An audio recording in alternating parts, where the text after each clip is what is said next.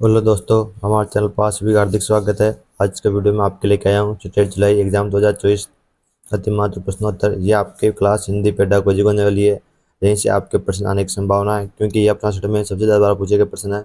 कोई प्रश्न आज के वीडियो में लेके आया हूँ, ताकि वीडियो का अंत बन रहे और वीडियो शेयर कर दे, जिससे अपने दोस्तों को फायदा मिल सके। क्वेश्चन नंबर 1 है, एक भाषा अध्यापक अंग्रेजी में कहानी सुनाती है और शिक्षार्थियों से कहती है कि उन्हें जो भी भाषा आती है उस भाषा में यह कहानी सुनाई, समूह में सुनाई, फिर कक्षा की सामान्य भाषा में यही कहानी सुनाई।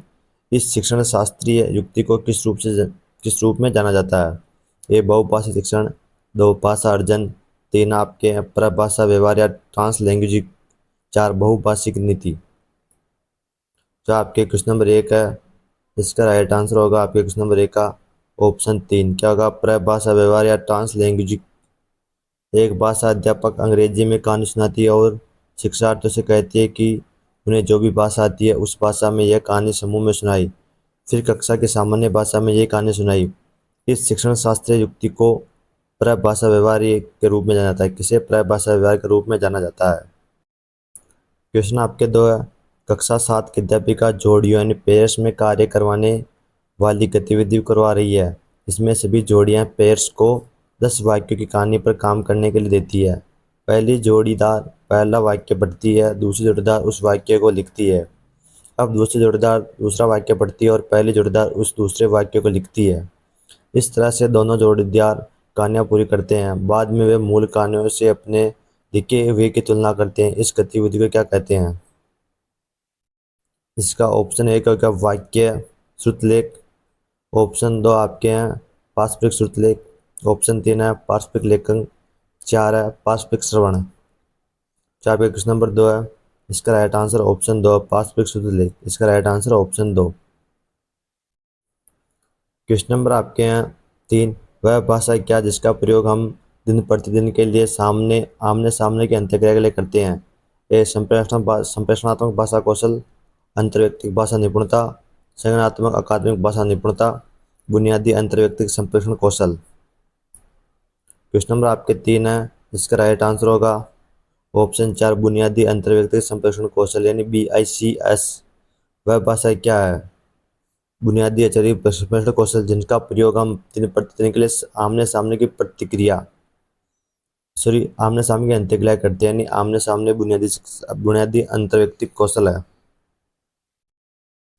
क्वेश्चन नंबर 4 है, मिडिल स्तर पर अध्यापन करवाने वाले अध्यापक करवाने वाला अध्यापक एक पाठ्य सामग्री छोटी कहानी पढ़ने के लिए देता है और कहता है कि सत्ता एवं न्याय में दृष्टिकोण से इस पाठ्य सामग्री के अर्थ व विचारों पर चर्चा करो। अध्यापक अपने शिक्षार्थियों में किसका विकास करने की चेष्टा कर रहा है? इसका राइट आंसर होगा समालोचन साक्षरता कौशल। किसकी चेष्टा कर रहा है? आपके वो विकास के समालोचनात्मक साक्षरता कौशल की चेष्टा कर रहा है। क्वेश्चन नंबर 5 है, शिक्षण की वह विधि जिसमें अध्यापक 4 विद्यार्थियों के विभिन्न समूह के साथ एक सहयोगात्मक अधिगम समूह का गठन करते हैं। पाठ्य वस्तु की विषय वस्तु पर संवाद किया जाता है, जिससे सम्मिश्र विकास का क्षेत्र सर्जित होता है और परिणामतः पठन बोध में सुधार होता है। इस विधि को क्या कहेंगे? इस विधि को पारस्परिक शिक्षण कौन सी विधि कहेंगे? पारस्परिक शिक्षण विधि कहेंगे। ऑप्शन 4 राइट आंसर है। क्वेश्चन 6, उपचारात्मक शिक्षण किसके लिए है? आपके उन शिक्षार्थियों और अध्यापकों के लिए जिन्हें अपने शिक्षण अधिगम युक्तियों को समझाने और बदलने सुधार लाने की जरूरत है, उसके लिए क्या उपचारात्मक शिक्षण जरूरी है? ऑप्शन 1 राइट आंसर है। क्वेश्चन नंबर 7 है, भाषा शिक्षण पर राष्ट्रीय शिक्षा नीति 2020 के संदर्भ में कौन सा कथन सही नहीं है? क्या आपके ऑप्शन है त्रिभाषा सूत्र के अंतर्गत शास्त्रीय भाषा का अध्ययन, या आपके कथन गलत है? गलत है। राष्ट्रीय शिक्षा नीति 2020 के संदर्भ में त्रिभाषा सूत्र के संदर्भ में शास्त्रीय भाषा का अध्ययन है, क्या कथन आपके गलत है? ऑप्शन 3 आपका राइट आंसर है।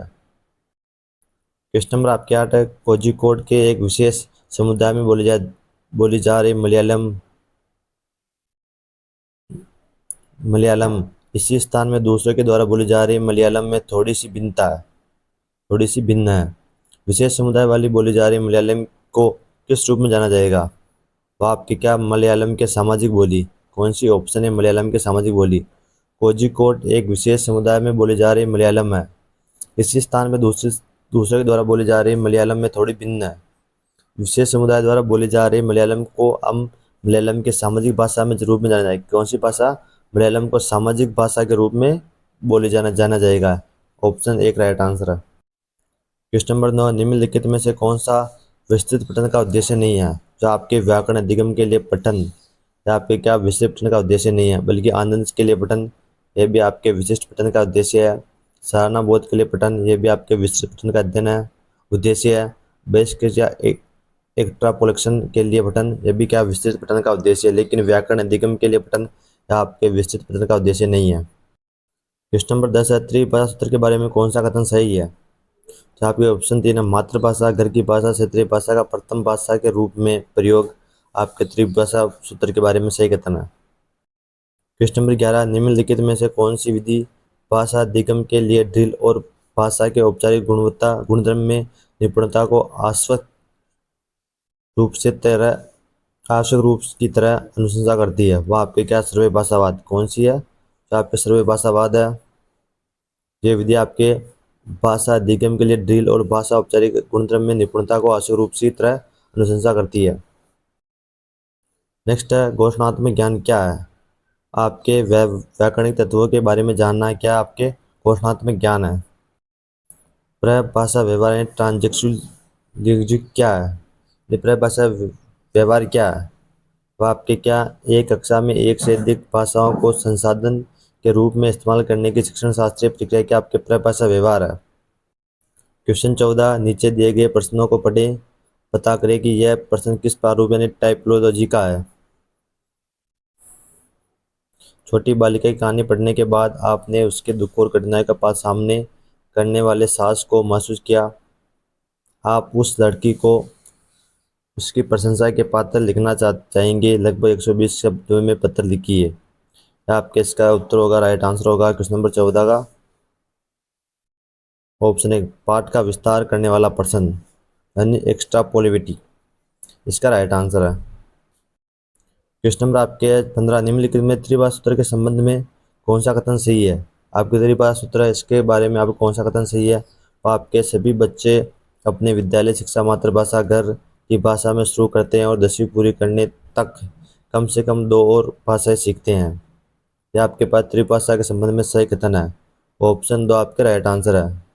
यह वाला आपके राइट आंसर है। क्वेश्चन नंबर 16, यहाँ एक ऐसी स्थिति दी जा रही है जहाँ विद्यार्थियों को विषय के प्रति समझ बनाने के लिए विषय के विपरीत वाले दृष्टिकोण से परिचित करवाया जाता है। इस प्रक्रिया द्वारा विद्यार्थियों में किसके विकास का प्रयास किया जा रहा है? आपके सलाह कौन सा? समालोचना साक्षात्कार। ऑप्शन है, समालोचनात्मक साक्षात्कार का प्रयास के विकास का प्रयास किया जा रहा है। क्वेश्चन नंबर 17, कक्षा 6 की अध्यापिका शब्दावली सामंजस्य करने के लिए चम्मच प्लेट डिप्रात कक्षा में लेकर आती है। इन्हें दिखाकर वह रसोई के में इस्तेमाल होने वाली वस्तुओं का विवरण दिखना चाहती है। भाषा शिक्षण के संदर्भ में इन वस्तुओं को क्या कहेंगे? क्वेश्चन नंबर 17 का राइट आंसर है, इन वस्तुओं को हम क्या कहेंगे? वास्तविक वस्तुएं, रियलिया। क्या वास्तविक वस्तुएं रियलिया कहेंगे। क्वेश्चन नंबर 18, सामाजिक विज्ञान की कक्षा में शिक्षार्थी कक्षा में दिए जा रहे वक्तव्य से मुख्य बिंदु समझने की कोशिश कर रहे हैं और मुख्य बिंदु लिख रहे हैं। इस कौशल को क्या कहेंगे? इस कौशल को अध्ययन कौशल कहेंगे। कौन सा अध्ययन कौशल कहेंगे? ऑप्शन 3। क्वेश्चन नंबर आपके 19 से, अधिगम प्रतिफल शिक्षार्थियों का समर्थन बनाते हैं। आपके दक्षताओं को मापने के संदर्भ में प्राप्त करना। अधिगम प्रतिफल शिक्षार्थियों का समर्थन बनाते हैं। क्वेश्चन आपके 20 से, भाषा अधिगम के बारे में कौन सा कथन सही है?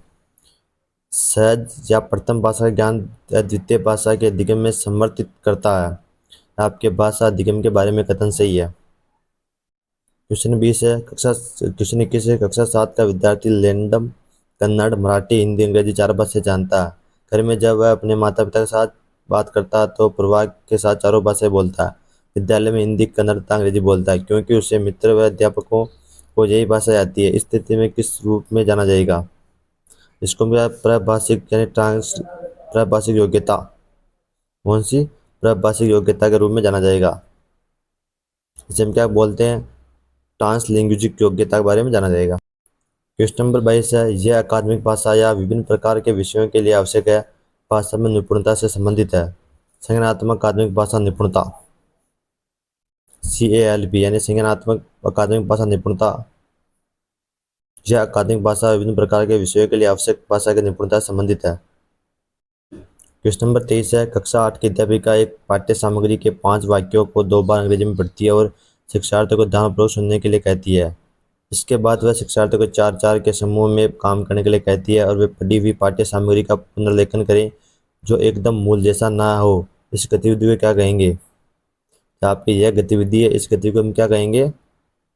सामूहिक श्रुत लेख कहेंगे। क्या समूह द्वारा लिखा गया है, हम क्या सामूहिक श्रुत लेख कहेंगे। क्वेश्चन 24 है, निम्नलिखित में से कौन सी भाषा की एक विशेषता नहीं है? आपकी भाषा स्थिर है। कौन कहता है भाषा स्थिर? यह आपकी क्या विशेषता नहीं है, बल्कि भाषा यादृच्छिक है, यह विशेषता। भाषा सांस्कृतिक अनुभव पर आधारित है, यह भी एक विशेषता। भाषा का अर्जित और सीखे हुए व्यवहार है, यह भी क्या भाषा की विशेषता। लेकिन भाषा स्थिर है, भाषा स्थिर नहीं है, भाषा बढ़ती रहती है। क्वेश्चन आपके हैं 25 और ब दोनों पर विचार करो। अकादमिक भाषा विशेषताओं की विशेषता है जो अकादमिक विषयों के बारे में विशिष्ट है। वह अकादमिक भाषा के क्षेत्र में व्याकरण, शब्दावली और भाषा के सभी विषय क्षेत्र के विमर्श है। इसका राइट आंसर और ब दोनों सही है। जो आपके ये और ब दोनों है, यानी आपके अकादमिक भाषा विशेषताओं की विशेषता है जो अकादमिक विचारों के अकादमिक विषयों के लिए विशिष्ट है। जो आपके कथन सही है। अकादमिक भाषा के क्षेत्र में व्याकरण, शब्दावली और भाषा के सभी विषय क्षेत्रों में विमर्श है, यह दोनों आपके सही है। वीडियो को लाइक करें और वीडियो को शेयर करें। क्या वीडियो को लाइक करें, वीडियो को शेयर करें, अपने 5 दोस्तों के साथ जो भी स्टडी की तैयारी कर रहा है उसको शेयर जरूर कर दें और चैनल को सब्सक्राइब कर दें और बेल आइकन दबाना ना भूलें। और आप इसकी PDF चाहते हो, क्या चाहते हो, इसकी PDF चाहते हो तो हमारा टेलीग्राम चैनल है CTET by संदीप, उस पर जाकर आप इसकी PDF डाउनलोड कर सकते हो और वहाँ से आप देख सकते हो।